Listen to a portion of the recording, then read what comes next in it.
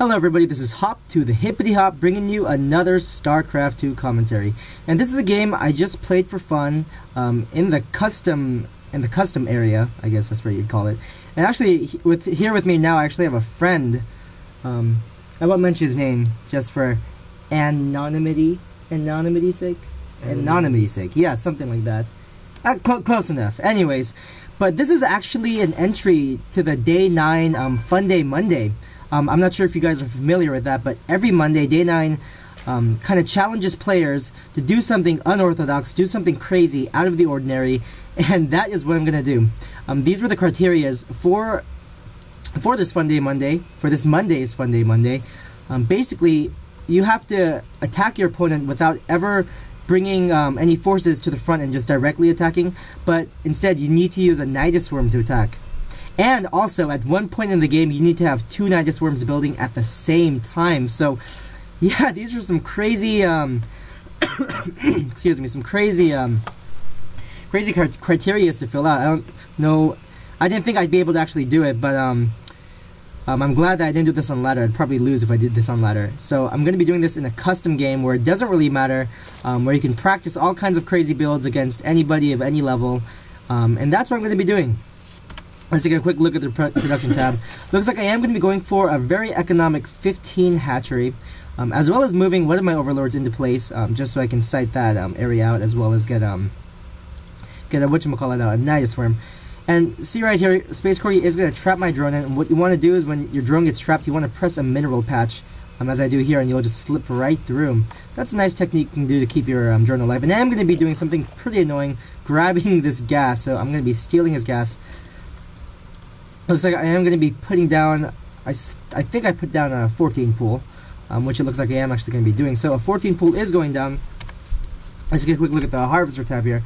Yeah, we're pretty even on harvesters, nothing too crazy going on. I'm also getting that gas while the spawning pool is building.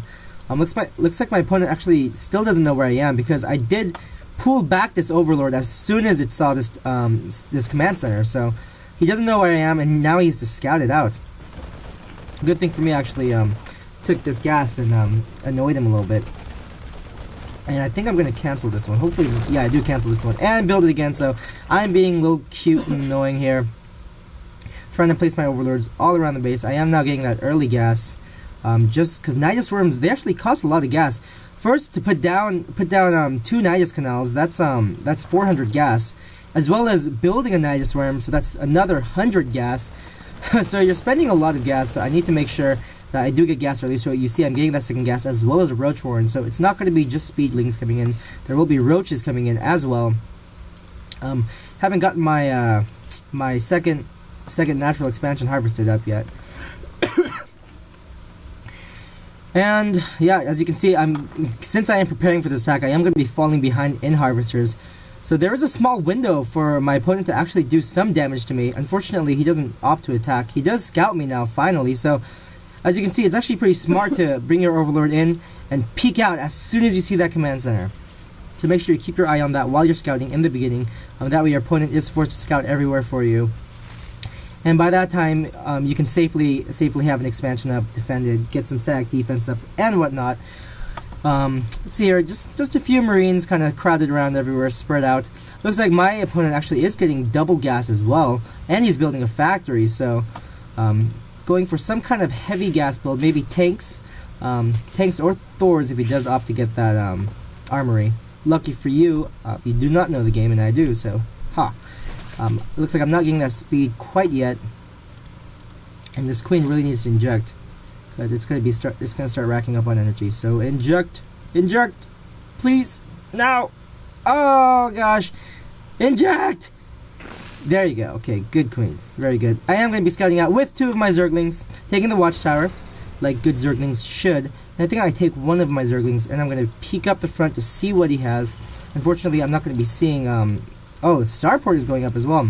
Looks like a tech lab will be going down for that factory, as well as an engineering bay. And let's take a look at the production tab here. Yeah, I am getting my queen for my second base now. Finally getting that, as well as a layer now. So, you know, you need that layer first in order to build a Nidus Worm. For those of you that do not know, Still not getting that speed, so I really need that speed. I'm going to be peeking up to see that, oh, there's a lot of Marines up there. Actually, what did I see? Let's see. Looks like I really didn't see anything, so I don't even know that he has this. Oh, but he is going to be producing a medevac instead of getting a tech lab and doing some bounty raids. So that actually could have done a lot of damage if I wasn't scouting that. Good thing I do have an overlord here, but we are in such close positions that air could do a lot of damage. So again, mutas would have been probably a good viable option, but unfortunately I wanted to be able to use those Nidus canals, so I am going to be going for roaches, as I previously already stated. And look here, I am putting down 2 Nidus networks just to be able to build those 2 Nidus worms at the same time, as well as saturating my expansion. Now that Zergling speed is going up, as well as roach speed, not Zerg speed, I almost said Zerg speed. And I do have a Zergling just out here in the front to see if my opponent is ever going to move out at any time, so I can actually defend that. So that's the reason for this Zergling. And looks like, when I was playing this game, I didn't know that Nidus worms cost gas to summon. I thought they were like 100 minerals. I didn't know they actually cost gas as well, so little miscalculation there. But I'm able to, you'll just see. I don't want to spoil it for you guys.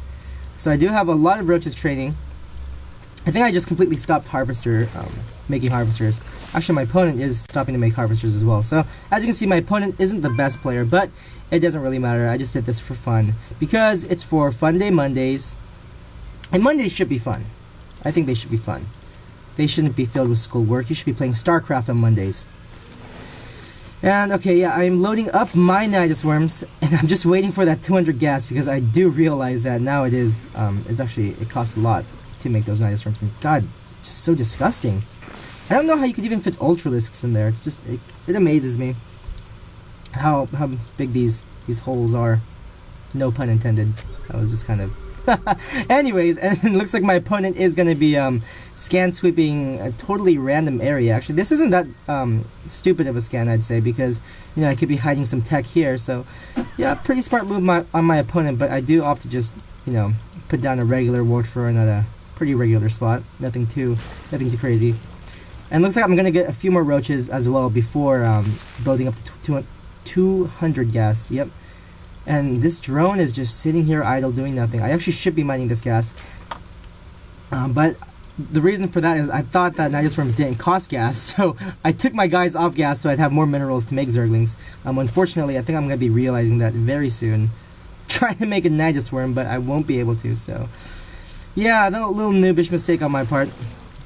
And these worms are getting quite full. As you can see, there's 2 packs already full of roaches, as well as my second worm, a lot of roaches and Zerglings.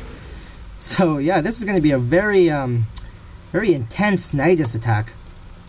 I do have my my overlords in place to drop a Nidus worm here as well as up here. Maybe up here probably wasn't the best position, just because I didn't scout and I did not know where his army was. I was actually assuming that he'd take this expansion, that his army would be waiting out here, but unfortunately his army is going to be right here, and he does have a huge Thor just right there. Looks like my opponent is going to be opting to get that gold expansion instead of his natural, so cool choice by him if you can actually defend that. But now it looks like, yeah, I do have 200 gas, so I am building my first Nidus worm, and as soon as I get that 100 minerals, I'm going to be building that second one. So as you can see here, 2 Nidus worms are building at the same time, and then my rally point is straight for the mineral line.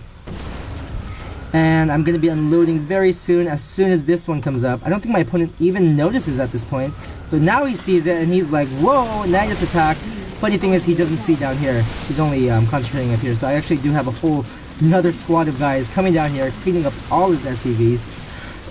And I'm going to be doing a lot of damage. This is the double Nidus attack. Wow. Pretty cool to watch. Unfortunately, I did not know that you had to press D again to unload more guys. I thought they would just keep streaming as soon as I put guys in. As you can see here, I do have my hatcheries to be filling up these Nidus worms. I have the rally points on there. And he still hasn't opted to kill them. I should have pressed D, but I didn't, because I thought they just naturally come out. So, me being a total noob, as you can see, I don't use Nidus worms too often, or ever really. And this was kind of nice, because I actually got to practice using Nidus worms as well. Looks like he actually does have a bit of Marines to be able to clean this up. Unfortunately, I'm not going to be able to get any more out, and I'm going to be losing this Nidus Worm. I don't know about this Nidus Worm, but yeah, it looks like more are going to be spilling out, because I do finally realize you do have to press D in order to get them out. And yeah, nothing's going to be coming out. So these are these Nidus networks are quite full. And I'm building my third Nidus Worm again in his base. I don't think he notices this. Let's take a look. Yeah, he's just too busy looking at his other bases, trying to manage other things. I do have a lot of Zerglings. Actually, I only have 4 Zerglings is what I meant to say. And now more are going to be streaming in, as well as some roaches, and that is pretty much going to be the end of the game. So I thought I'd show you this cute little double Nidus attack that I do, to see if I could even do it actually. But yeah, I mean, if your opponent isn't going to attack you, you have all the time in the world to do whatever you want. And yeah, he's just going to leave. So this was my Fun Day Monday entry. It wasn't that great. It wasn't that fun to watch, but it was pretty interesting to see this tactic in play. I'm sure that other players will have much more brilliant ways of using this tactic. But yeah, it's actually quite hard not to be able to attack your enemy or your opponent at his natural or anywhere else, just only using Nidus Worms. So this was pretty interesting to try out, and looks like I did accomplish it. So yeah, guys, this is going to be it. This is Hop StarCraft, and I am going to be hopping off.